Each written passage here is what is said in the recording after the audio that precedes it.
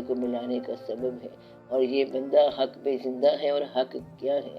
زندگی گزارنے کا ایک انداز اور ایک نظریہ حیات بھی ہو سکتا ہے۔ حق کیا ہے؟ مقصد حیات بھی ہو سکتا ہے۔ حق کیا ہے؟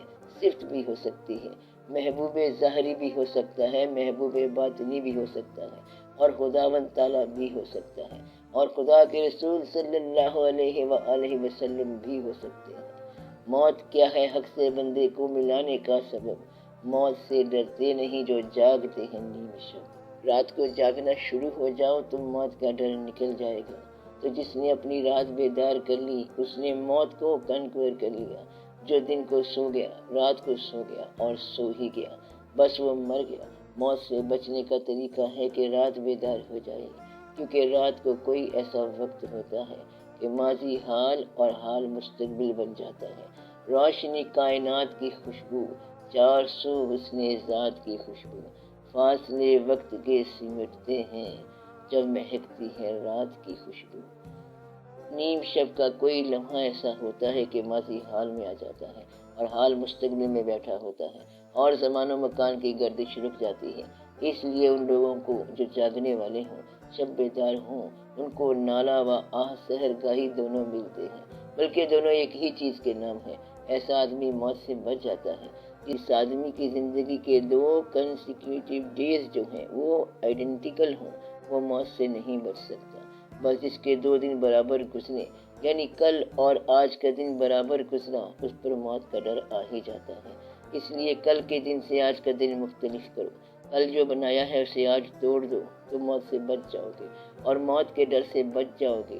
کچھ نہ کچھ نیا واقعہ کرو، یا پرانے واقعے میں کوئی نیا پن پیدا کرو۔ کچھ نہ کچھ کریٹ کرتے رہنا چاہیے، پھر موت کا ڈر کبھی نہیں ہوگا۔ تو آپ کا مشاہدہ بالکل برحق ہے۔ موت جو ہے ٹوٹنے کا نام ہے، چاہے خیال ٹوٹ جائے، انسان ٹوٹ جائے، رشتہ حیات ٹوٹ جائے، یا رشتہ انتظار ٹوٹ جائے۔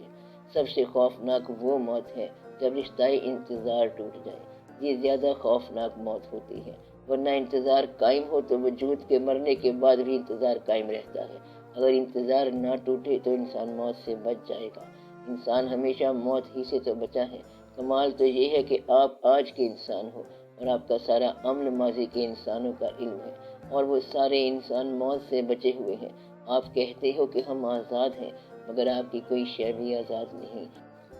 آپ کہتے رہتے ہو کہ فلاں شخص بڑا فلسفی تھا، رسل یہ کہتا تھا، فلاں شخص میتھمیٹیشین تھا یا اسٹیٹسٹیشین تھا، اور ان کو کویٹ کرتے رہتے ہو۔ گویا کہ آپ یہ ثابت کر رہے ہو کہ آپ نے اس کو پڑھا ہے، کل بھی آپ اس کی کتابیں سیکھتے رہیں گے اور پڑھتے رہیں گے۔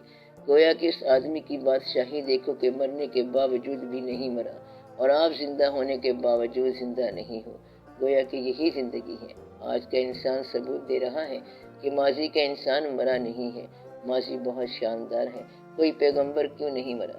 کیونکہ وہ مرنے کے باوجود تمہارے تذکروں میں ہے، تمہاری باتوں میں ہے، اور تمہاری سانسوں میں ہے۔ جب تک آپ اپنے باپ کو یاد کرو گے وہ نہیں مرے گا۔ آپ کے والدین تو ویسے بھی نہیں مر سکتے، کیونکہ اس میں ایک بڑا راز یہ ہے کہ وہ مرتے وقت زندگی اپنے خون کی شکل میں آپ کو دے جاتے ہیں۔ جب تک آپ زندہ ہیں آپ کے والدین زندہ ہیں، تو گویا کہ زندگی جب تک جاری ہے وہ پچھلا بندہ نہیں مرتا، کیونکہ اب وہ خون کی شکل میں ہے، باپ کی شکل میں ہے، یا علم کی شکل میں ہے۔ تو آپ کو علم ہو یا نہ ہو، آپ والدین کا خون ہو۔ اب یہ عجب بات ہے کہ والدین کے مر جانے کے بعد بھی ان کا خون زندہ بن کے ان کی اولاد میں زندہ ہے۔ یہ بھی زندہ رہنے کا ایک طریقہ ہے۔ خیال بن کر زندہ انسانوں کے ذہن میں رہ جانا بھی زندہ رہنے کا ایک طریقہ ہے۔ بعض اوقات کوئی شکل بن کر واقعہ زندہ رہ جاتا ہے، یعنی کوئی مومنٹ، کوئی نشانی، کوئی میموریل بنا دیا گیا۔ جس قسم کا نشان لگا دیا وہ نشان مرنے والوں کی یاد بن گیا۔ مثلاً 23 مارچ کا نشان لگ گیا، یا سمٹ کانفرنس کا نشان لگ گیا۔ اس نشان کو دیکھ کر آنے والے پوچھے گا کہ یہ کیا ہے، تو اسے پتہ چلے گا کہ یہاں ایک واقعہ ہوا تھا۔ تو جانے والوں نے جانے سے پہلے آنے والوں کے لیے کوئی کتاب نہیں چھوڑی ہے، بلکہ ایک واقعہ چھوڑ دیا اور ایک نشان چھوڑ دیا۔ اگر کسی بدھ مت والے نے پہاڑ پر کوئی نشان لگا دیا تو آج تک وہ نشان لگا رہے گا۔ تو یہ ہے اپنی زندگی کے بعد بھی زندہ رہنے کا ایک عمل۔ مثلاً کچھ شخص خیال بن کر، شکل بن کر، مومنٹ بن کر یا کتابیں بن کر زندہ رہے، اور سب سے اعلیٰ جو ہے وہ حضور پاک صلی اللہ علیہ وآلہ وسلم ہے۔ وہ کلمہ بن کے اور درود پاک بن کے آج تک زندگی کے اندر موجود ہیں۔ اب سب لوگ آپ صلی اللہ علیہ وآلہ وسلم کا نام بھی لیتے ہیں، آپ صلی اللہ علیہ وآلہ وسلم کو ایمان بھی سمجھتے ہیں اور درود بھی پڑھتے ہیں۔ تو آنے والے جو ہیں یہ جانے والوں کی زندگی کو نمایاں کرتے ہیں۔ کون لوگ ہیں جو مر گئے ہیں؟ مرا وہ جو یاد نہ رہا، فارگیٹ ہو گیا۔ ایسا شخص زندگی میں مر جاتا ہے۔ اگر آپ اس شہر کے 20,000 آدمیوں کو جانتے ہیں تو باقی شہر کی جو آبادی ہے وہ لوگ آپ کے لیے نہیں ہیں، کیونکہ آپ انہیں نہیں جانتے۔ وہ آدمی جو زندگی میں بھول جائے یا بھلا دیا جائے، وہ آدمی پہلے ہی مر چکا ہے، اور مرنے کے بعد بھی جس کو نہ بھلایا جائے وہ ویسے ہی زندہ ہے۔ آپ یہ دیکھو، کچھ لوگ زندگی میں مر گئے اور کچھ لوگوں کی قبریں آج تک زندہ ہیں، مزار زندہ ہیں۔ اگر آپ بچپن میں کسی مزار پر جائیں تو اس کے ساتھ وابستگی ہو جاتی ہے۔ اب مزار کے ساتھ آپ کی بچپن کی جو وابستگی ہے وہ آپ کا ماضی پریزرو کرے گی، اور اس طرح آپ کے اندر موت کا ڈر ختم ہو جائے گا۔ موت کا ڈر کب ہوتا ہے؟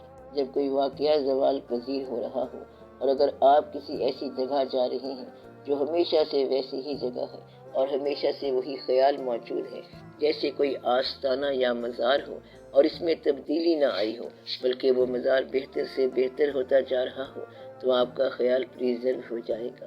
تو خیال کو کسی ایسی جگہ وابستہ کرنا چاہیے جہاں زوال نہ ہو، پھر یہ خیال آپ کو موت کے ڈر سے بچا دے گا۔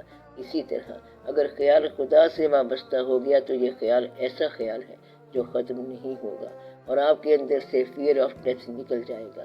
خدا کا خیال ایسا ہی رہے گا، اس میں نعوذ باللہ تبدیلی نہیں آ سکتی کہ خدا پچھلے سال کچھ اور تھا اور اب کچھ اور ہے۔ خدا تعالیٰ یعنی جیسے تھا ویسے ہی اب ہے۔ اس طرح آپ موت کے خوف سے بچ جائیں گے۔ موت جو ہے یہ آپ کے اپنے زوال کے احساس کا نام ہے، بڑھاپے کے احساس کا نام ہے۔ اور اگر آپ کسی ایسی چیز سے وابستہ ہو جائیں جس کو زوال نہیں، مثلا نیچر کے ساتھ ہو جائیں، تو آپ موت کے ڈر سے بچ جائیں گے۔ یعنی جو کچھ ہے فنا ہو جائے گا، اور صرف تیرے شان و اکرام والے رب کا چہرہ باقی رہ جائے گا۔ اب اس چہرے کا خیال تجھے باقی رکھے گا۔ لہٰذا جب آپ کی وابستگی ان لوگوں کے ساتھ ہوگی جن کو موت نہیں آیا کرتی، اور وہ لوگ ایک آرزو کے لوگ ہیں، اگر ان کو یاد کرو تو پھر موت سے بچ جاؤ گے۔ موت سے بچنے کا ایک آسان طریقہ یہ ہے کہ اپنی زندگی کی قدر و قیمت محسوس کرو اور اس کو کسی ایک کام پہ لگا دو۔ صرف زندہ برائے زندہ رہنا ہے تو پھر موت کا ڈر پیچھا نہیں چھوڑتا۔ اس کے علاوہ موت سے بچنے کا کوئی طریقہ نہیں ہے۔ آج آپ کا علم یہی بتا رہا ہے کہ پرانے لوگ جو ہیں وہ مرے نہیں ہیں، کیونکہ وہ کسی طریقے سے اپنی زندگی سے نکل کر آپ کے دلوں میں آ گئے یا آپ کے دماغ میں آ کر بیٹھ گئے۔ ان میں سے کوئی آپ کا دل بن گیا، کوئی رائٹر ہوگا، کوئی کسی خیال کا ہوگا، کوئی کسی بات کا کہنے والا ہوگا، کوئی فلسفی ہوگا جو آپ کے ذہن میں آ کے بیٹھ گیا۔ یہ ان لوگوں کا کمال ہے کہ ماضی سے نکل کے حال میں جلوہ گر ہو گئے۔ اگر آپ اتنا کام کر جاؤ تو آپ حال سے نکل کر مستقبل میں جلوہ گر ہو جاؤ گے۔ اس طرح آپ کو موت کا ڈر نہیں رہے گا۔ اگر مستقبل کے لیے کوئی سا کام کر جاؤ تو بھی موت کے خوف سے بچ جاؤ گے۔ اپنی آرزوؤں کو حال سے نکال کر کسی مستقبل کی طرف لے جاؤ، اور کوئی ایسا کام کر جاؤ جس کا تعلق مستقبل کے انسان سے ہو، اور مستقبل کے انسان کے دل میں بیٹھ جاؤ یا اس کے دماغ میں بیٹھ جاؤ، تو آپ کے پاس کبھی بھی موت نہیں آئے گی۔ یہی ہے شہیدوں کا عمل، یہی ہے پیغمبروں کا عمل، یہی ہے مفکرین کا عمل، یہی ہے سوشل ریفارمرز کا عمل، سب کا عمل، ساری کائنات کا عمل۔ یعنی جتنے بھی انسان اس دنیا میں قابل ذکر ہیں، سارے اپنے حال سے نکل کے مستقبل میں جا کے بیٹھ گئے۔ آپ کو بھی یہ دعوت ہے کہ حال سے نکلو اور ماضی میں جانے کی بجائے مستقبل کا سفر کرو۔ مستقبل کا سفر ہے کوئی واقعہ لے جانا، کوئی سی کنٹریبیوشن کر جانا۔ مستقبل ہوتا ہے اور حاصل جو ہے یہ ماضی ہوتا ہے۔ آپ جو حاصل کر رہے ہیں اس کا نام کیا ہے؟ ماضی۔ کنٹریبیوشن کیا ہے؟ وہ مستقبل ہے۔ اب حال کے آدمی کو صرف امپریس کرنے کے لیے اگر آپ کی کوئی کنٹریبیوشن ہے تو آپ موت سے نہیں بچو گے۔ اگر یہ کنٹریبیوشن مستفید کر رہی ہے تو آپ موت سے بچ جاؤ گے۔ تو اپنے کنٹریبیوشنز کو آنے والے انسان کے ذہن سے سوچا کرو، اور آنے والے انسان کے دل سے سوچا کرو، اور آنے والے زمانوں کی روح سے سوچا کرو۔ اگر اس کے اندر آپ اپنی کنٹریبیوشن دے گئے تو پھر آپ موت سے بچ گئے۔ داتا گنج بخش رحمت اللہ کی کشف المحجوب بہت سے لوگوں نے نہیں پڑھی ہوگی، لیکن ان کی یہ کنٹریبیوشن آج تک آ رہی ہے۔ یہ ہے ان کا کمال کہ کہاں سے چلے ہیں اور کہاں آ کے لوگوں کے دلوں پر جلوہ گر ہیں۔ ان کو موت کا ڈر نہیں ہے، ان کے لیے سلام ہے۔ بس اتنی سی بات کرنی ہے کہ ایک آرزو پیدا کر لو، لالچ سے نکل جاؤ، خوف سے نکل جاؤ اور ان لوگوں سے وابستہ ہو جاؤ جن کو موت نہیں آئی ہے۔ ایسی ذات سے وابستہ ہو جاؤ، ایٹرنل کلاس سے وابستہ ہو جاؤ، ہمیشہ رہنے والی بات سے وابستہ ہو جاؤ۔ کوئی کنٹریبیوشن ایسی کر جاؤ یا اگر شب بیداری کر جاؤ تو بھی موت کا ڈر نہیں ہے، یا کسی کی اطاعت میں لگ جاؤ پھر بھی موت کا ڈر نہیں ہے۔ غلام کو موت نہیں آتی کیونکہ وہ گمراہ نہیں ہوتا، یعنی کہنا ماننے والا کبھی گمراہ نہیں ہوتا، کیونکہ اس نے کہنا ہی ماننا ہے۔ اس نے گمراہ کیا ہونا ہے؟ گمراہ وہ ہوتا ہے جو خود راہ تلاش کرے، اس کے گمراہ ہونے کا امکان ہے، اس کو موت کے ڈر کی کیفیت رہے گی۔